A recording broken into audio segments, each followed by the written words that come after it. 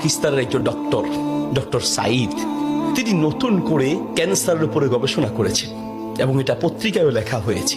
তিনি ক্যান্সারের নতুন একটি বিষয়ের উপরে গবেষণা করেছেন এবং এই গবেষণার জন্য তাকে পুরস্কৃত করা হবে। এই জন্য তিনি নিজের দেশ ছেড়ে আরেকটি দেশে যেতে হবে।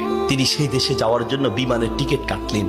তিনি তার জীবনে দোয়ার যে ফল, দোয়ার মাধ্যমে যে কি করে অসম্ভব সম্ভব হয় তার বাস্তবতা তিনি নিজ মুখে বলছেন যে আমি বিমানের টিকিট কাটলাম, বিমানে উঠলাম, মনে বড় আনন্দ। দীর্ঘদিনের গবেষণার পরে আজ আমি পুরস্কার পেতে চলছি।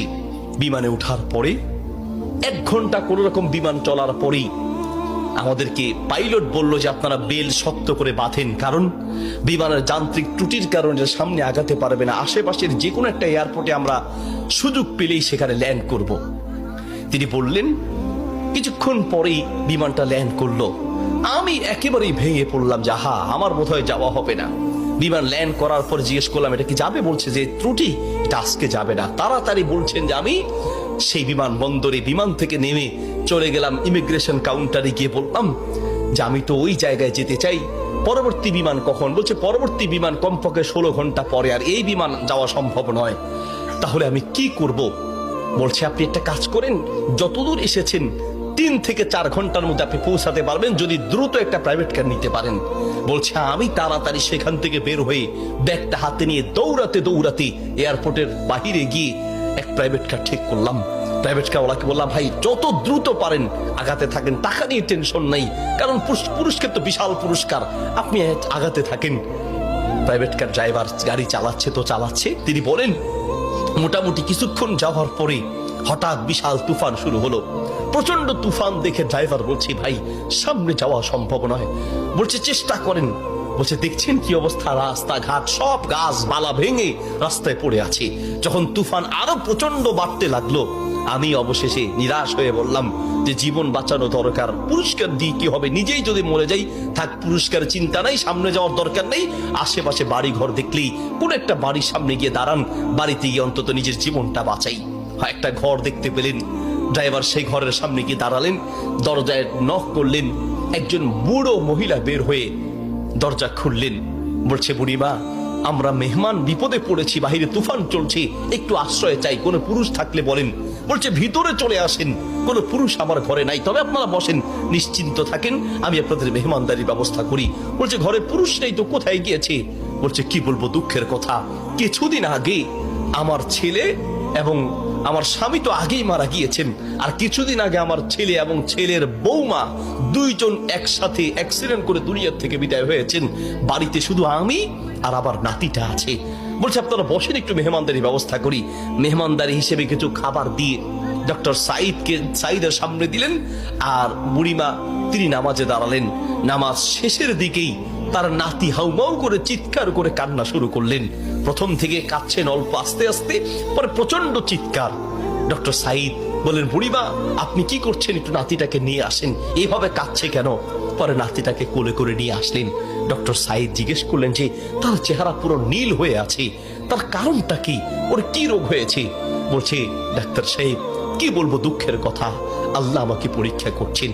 আমার স্বামী তো অনেক আগেই দুনিয়া থেকে বিদায় হয়েছে, আমার সম্বল ছিল আমার ছেলে, সেই ছেলেটাকে আল্লাহ নিলেন, ছেলের বৌমাকেও নিয়ে গেলেন। আমার এই নাতিটা কোন রকমে আমার কাছে ছিল, তাই সে যায় নাই, এই জন্য অ্যাক্সিডেন্ট করে তারা মারা গিয়েছে, কিন্তু ছেলেটা রয়ে গেল। এখন এই ছেলেটার একটা কঠিন মারাত্মক ক্যান্সার হয়েছে, যার চিকিৎসা আমাদের দেশে সম্ভব নয়। ডাক্তার সাইদ বলছে আপনি কি দেখিয়েছেন? বলছে হ্যাঁ, এটা নতুন ধরনের ক্যান্সার, এলাকায় যাকেই দেখাই সবাই একই কথা, আমাদের পক্ষে সম্ভব নয়। তো ডাক্তাররা কি পরামর্শ দিয়েছে? বলছে পাকিস্তানে যেতে। পাকিস্তানে একজন ডাক্তারের নাম বলেছে, তিনি এই নতুন রোগের, এই নতুন ক্যান্সার উপরে তিনি গবেষণা করেছেন, তার কাছে গেলে নাকি ভালো হবে। ডাক্তারের নাম বলেছে? বলছে নাম তো বলেছে, কিন্তু ঠিকানা তো কিচ্ছু জানা নাই।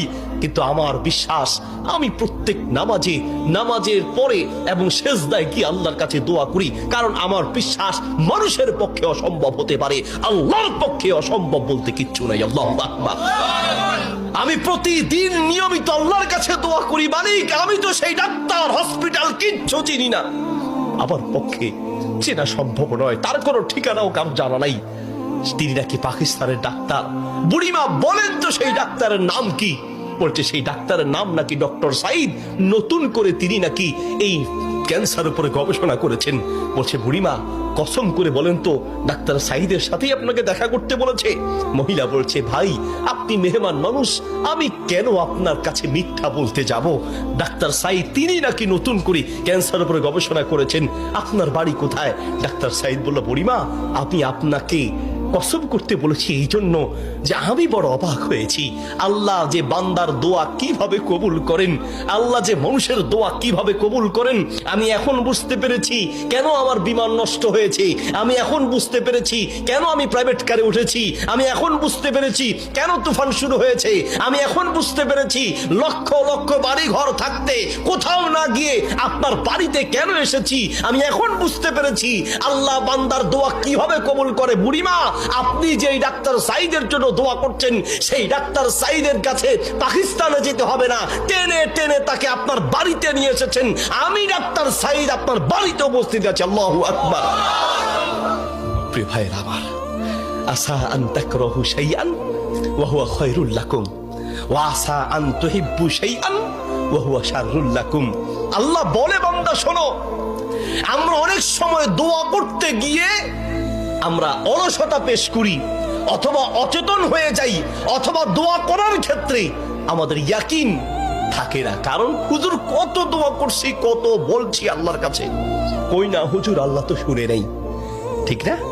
অনেকের কথা অনেক হুজুর দোয়া করার জন্য বলেন, কত দোয়া করছে হুজুর, তাহাজ্জুদের সময় দোয়া করছি, শেষ রাতে দোয়া করছি, চোখের পানিতে বুক ভাসিয়ে দোয়া করছি, কত চাইছি আল্লাহর কাছে, হুজুর আল্লাহ দেয় নাই। শোনেন আল্লাহ বলেন বান্দা মাঝে মাঝে আমি তুমি চাও আমি দেই না, এই যে আমি দেই নাই হতে পারে আমি এই না দেওয়ার মাঝেই তোমার কল্যাণ আছে। আল্লাহু আকবার। আমরা জানি না, হতে পারে ওই যে আল্লাহ দেয় নাই সেটার মধ্যেই আপনার জন্য কল্যাণ দিয়েছি। এই জন্য দোয়া করবেন, পান বা না পান